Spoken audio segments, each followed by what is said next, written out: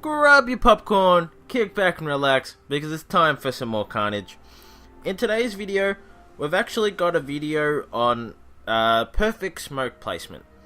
So this is going to be like not only how to place your smokes perfectly so you get the exact amount of overlap you want or however spaced out you want, but also how to know when you want to be placing your smokes a little further apart from each other. So without further ado, let's jump into this. As I've said in other videos, your smoke is exactly 9 grid squares in size. Why isn't that moving? Okay, so you can see that the grid squares here, each building is exactly 3 by 3. So if we placed 3 buildings exactly together, that gives us a 9 grid square size. So if I was to smoke that, it'd be perfectly smoked. Unfortunately, I can't friendly challenge myself to show you that, but I have displayed that in other videos. So let's just attack a player base. Do I have a player base? That guy will do. So to place your smoke perfectly, so let's just say our first smoke was going to be here, right? You can see where that smoke ends. I'm going to count the grid squares. There's a 1 gap, 4. Alright, so my next one's going to be about here. You can see that perfectly overlaps. Because the grid squares are about 9. Because the smoke is 9 in size, you want to be placing your smokes like... You want to count to like the 4th grid square and then place your smoke there. And that'll give you a really nice overlap. So if you're using something like Zukas, for example, that's going to give you a really great amount of overlap, so where nothing's going to target you.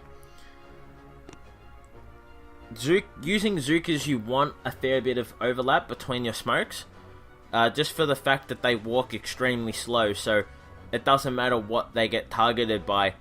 If it's, say, like a rocket or a flamethrower or a shock launcher, they're going to get hurt. If you're up against, like, say, a sniper tower or a cannon or a boom cannon, you may want to be you may want to space out your smokes a little more.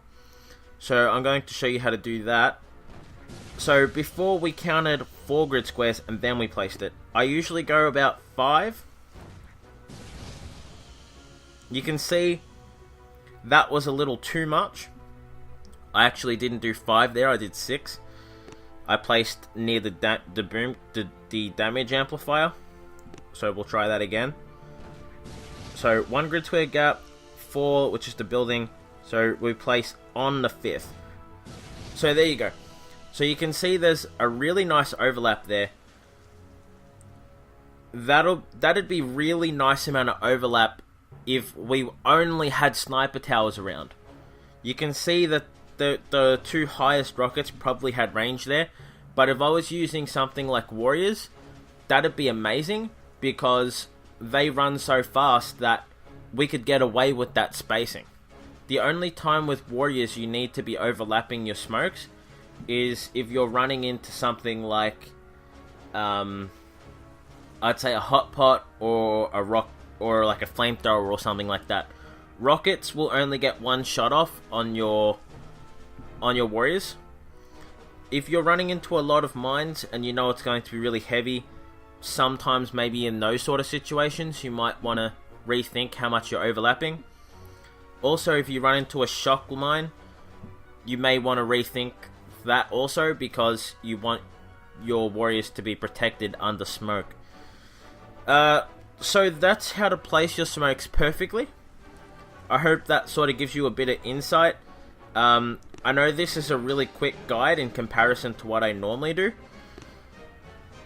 Keep in mind also, I'll re-attack this guy. If I place my smoke here,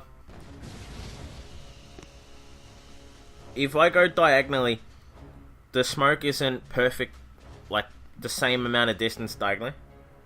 Like the grid squares are actually a bit longer, just because how a square is designed. It's not the same distance between, say, a corner to corner as what it would be from up to down.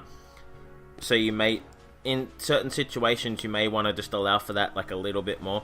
So if I place that there, which is where it was, something like this would be not perfect overlap, but a little bit of space.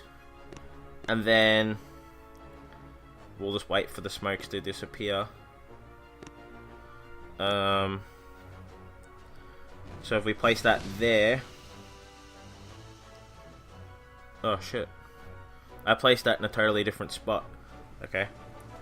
Well, if I place that a little bit closer, well, you can see at that point that I'm getting a nice amount of overlap. So, I mean, it's just about practice. I recommend doing what I'm doing now.